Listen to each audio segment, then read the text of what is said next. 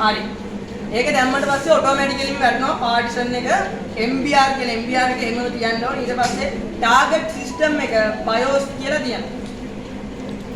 ඒක අපි නිකමට ඒක GPT දාන්නත් බෑ. GPT ඔප්ෂන් එක ඔටෝම හයිඩ් වෙනවා. හේතුව තමයි මේ Windows system service pack 2 කියන එක MBR වලටම තමයි iOS එක හැදලා තියෙන්නේ. iOS නෙමෙයි IS. හරි ෆයිල් සිස්ටම් එක මොකද මාරු ගන්න බෑ ඒ විදිහටම තියෙනවා. හරි. ඊට පස්සේ ස්ටාර්ට් දීලා ස්ටාර්ට් දුන්නාම එනවා බර්නින් මැසේජ් එක. මොකක්ද මැසේජ් එක කියන්නේ? මැසේජ් එකේ මොකක්ද කියන්නේ? all data on device ඊට පස්සේ device එකේ නම තියෙනවා will be destroyed කියලා. ඒ කියන්නේ මොකක්ද? නැති. destroyed කියන්නේ මොකටද? නැති වෙනවද වෙන මොකක් හරි ඊට වඩා දෙයක් කුජීත දෙයක්. destroy වෙනවා කියන්නේ මොකක්ද? විනාශ වෙනවා. අර නැත්තරම නැති වෙනවා වගේ මැසේජ් එකක් එන්නේ. destroy වෙනවා. විනාශ වෙලාම යනවා. හරි. ඉතින් ඒකට වෙන විකල්පයක් නැහැ. ඕකේ කරන්න තියෙනවා නැත්නම් කැන්සල් කරන්න තියෙනවා. ඉතින් ඕකේ කරන්න තමයි අපිට තියෙන දැන් විකල්ප. ඉතින් මම ඕකේ කරනවා. හරි. ඊට තියෙනවා deleting partition. partition එකේ තියෙනවා delete වෙනවා. ඒ කියන්නේ pen එකේ තියෙනවා ඔක්කොම delete වෙනවා. ඊට පස්සේ bootable විදියට create වෙන්න ගන්න. tasks තියෙනවලු 12ක් 12 complete වුණාම ඉවරයි. දැන් copy වෙන්න ගන්න. copy වුණාම දැක්කද virus guard එක on වෙලා ආයි scan වෙන්න ගත්තා. ඒක පොඩි විශේෂ දෙයක්. කොයි වෙලේවත් දැකලා තියෙනවද එකපාරක් scan වුණාට පස්සේ pen එකට මොනවාරි copy කරන ගානේ virus guard scan වෙන්න ගන්නවද? එහෙම වෙන්නේ නැහැ. හැබැයි මෙතනදී එහෙම වුණා. මොකක්ද හේතුව? මොකක් වෙන්නද? එතකොට මොකක්ද උනේ? අර ISO ෆයිල් එක දැම්මට පස්සේ copy වෙන්න ගත්තාම මැෂින් එක එකපාරම අඳුර ගන්නවා මෙයා වෙන ඩිවයිස් එකක් කියලා. හේතුව තමයි මොකද්ද? all data එයා කියනවානේ all data destroy. හැම data එකක්ම විනාශ වෙනවලු. විනාශ වෙලා නැවත මුලින් ඉඳන් තමයි මේ ආයේ එන්න ගන්න. හරි බලාගන්න. කී එක හරෝස් එපුවා මතෝරේ දුවන්න. කී එක එපුවා ඊට පස්සේ pen එක ෆොටෝ එකකට දීලා තින්න pen එක load වුණා. දැන් pen එක file load වෙනවා. අර ස්ක්‍රීන් එක බලන්න මේක මේ ස්ක්‍රීන් එක පේන්න තින්න අරකට ෂෙයා කරලා. පේන්නේ? ඈ?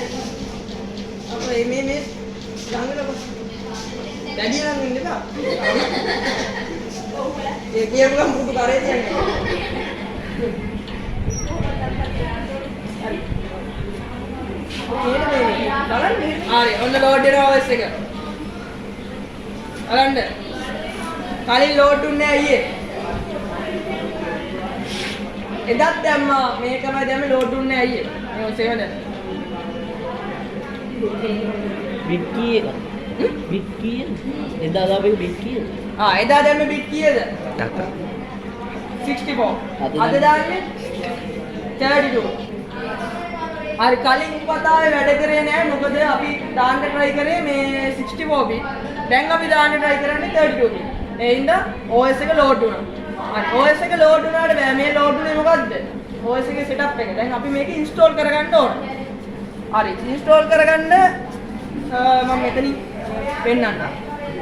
ඊට පස්සේ next එක දෙනවා. හරිද? next එක දෙනවා. හරි. සුපුරුදු පරිදි අනිත් software වල වගේම වෙනවා මොකද්ද? මොකක්ද ඇවිල්ලා තියෙන්නේ? read the license terms. ඒ කියන්නේ දැන් agreement එක සහ license එක. පිළිබඳ විස්තර. මේ Windows විදිහින් නේද අපිට ඒ වගේ දෙයක් නම් ඉතින් කියව කිවින්න ඕනේ නැහැ. අපිට පුළුවන් accept the license කියන එක දෙන්න. ටික් එක දාලා next එක දෙන්න.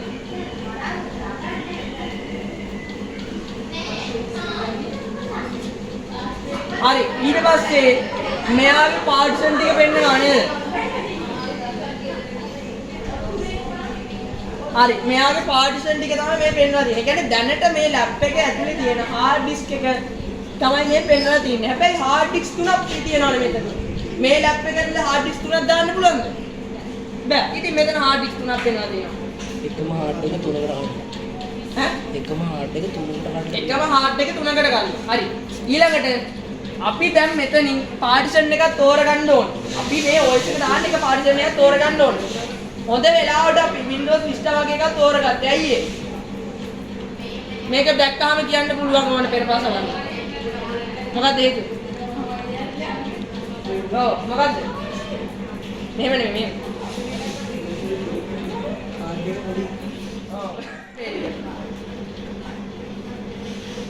දැන් මේකේ අයිතිකාරයට උමනා දේවල් තිබ්බත් අපිට කරන්න දෙයක් නැහැ. අන්ද අයිතිකාරය ඔරෝගේ ඉන්නදී කරන්න දෙයක් නැහැ. හරි. ඔනවා ඕකේ කියන එක දෙන්න.